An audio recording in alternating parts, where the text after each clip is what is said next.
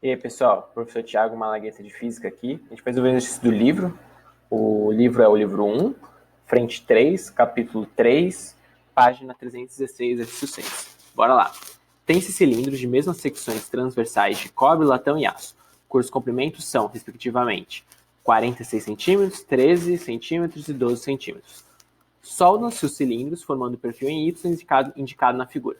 O extremo livre do cilindro de cobre é mantido a 100 graus Celsius e o cilindro de latão e aço a 0 graus Celsius. Supor que a superfície lateral dos cilindros esteja isolada termicamente.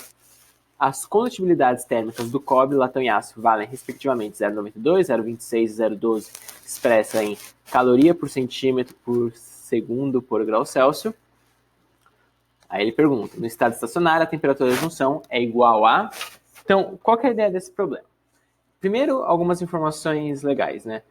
Ele falou que ele juntou 3 pedaços, né, 3 tubos, 3 cilindros de mesma secção transversal. Isso quer dizer que a área, né, que a gente vai ter nos cilindros tem que ser a mesma, beleza?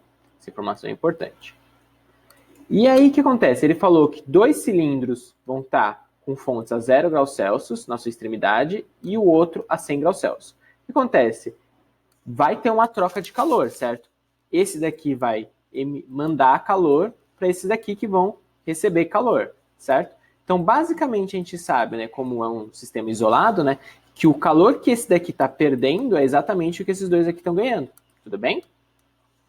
E a gente tem aqui que na junção vai ter a temperatura, que é o que ele quer saber, né, quanto que vale a temperatura na junção, beleza? Ele deu as condutibilidades térmicas aqui, e ele deu o comprimento de cada um dos cilindros, beleza? E aí, como é que eu escrevi isso daqui? Primeiro, eu lembrei da equação, né? A gente sabe que o fluxo de calor, né, aqui esse é o φ, né, ele é igual ao K, que é a condutibilidade térmica, vezes a secção transversal, vezes a variação de temperatura, dividido pelo comprimento da barra. Então, nesse problema, o que eu fiz? Eu falei que o fluxo, a somatória dos fluxos tem que ser igual a 0, porque o que um perde é o que o outro ganha, tá bom? E aí, o que vai acontecer?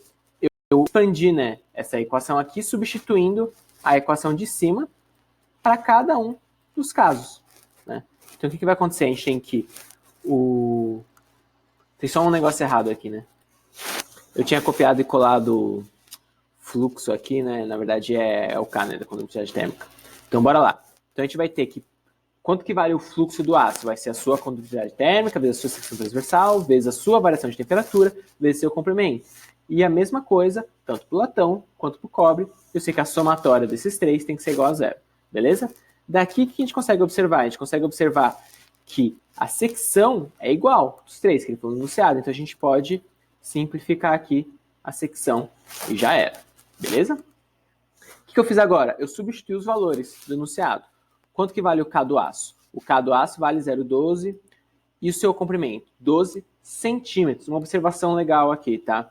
Eu estou substituindo aqui em centímetros, por quê? Porque se eu mudasse para metro, ia surgir um 10 a menos 2 embaixo em todo mundo, então eu ia poder simplificar, né?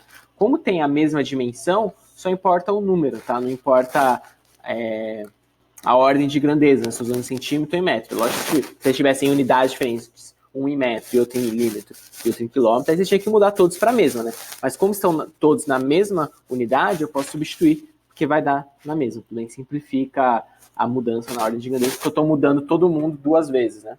Tá? Então eu coloquei em centímetro. Mas se você ficar inseguro, pode passar para metro e substituir. Vai dar bom, beleza?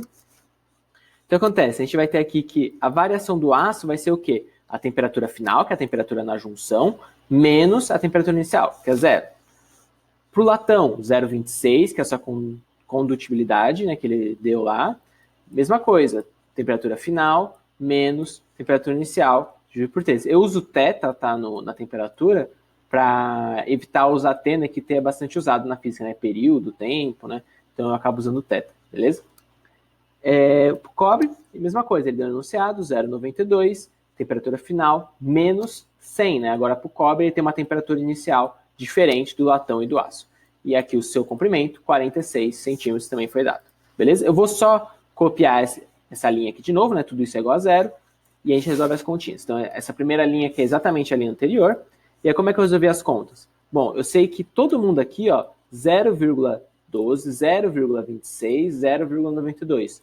todo mundo tem um 10 a menos 2, né, ou um 0,01, que eu poderia colocar em evidência. Então, eu simplesmente tirei as vírgulas, tá? E aqui, 12 com 12 sobra 1, 26 com 13 sobram 2, 92 com 46 sobram 2. Beleza? Então, vai apagar aqui, e a gente vai ter, então, na linha de baixo, 1 vezes temperatura final menos 0, mais 2 vezes temperatura final menos 0, mais 2 vezes temperatura final menos 100 igual a 0. Como que eu resolvi? Fiz a distributiva, né? 1 vezes temperatura final, vezes 0 não dá nada, 2 vezes temperatura final dá aqui, e aqui distributiva, né? A gente vai ter 2 vezes temperatura final, menos 2 vezes 100, menos 200. Beleza? Isso é igual a 0. 1 com 2 dá 5, temperatura final. Passei isso aqui para o outro lado, ele passa positivo. Então, 5, teta final é igual a 200. 5 passa dividindo, 200 por 5 dá 40 graus Celsius, que é a alternativa E. Então, essa seria a temperatura na junção. Beleza, gente? Falou, até a próxima.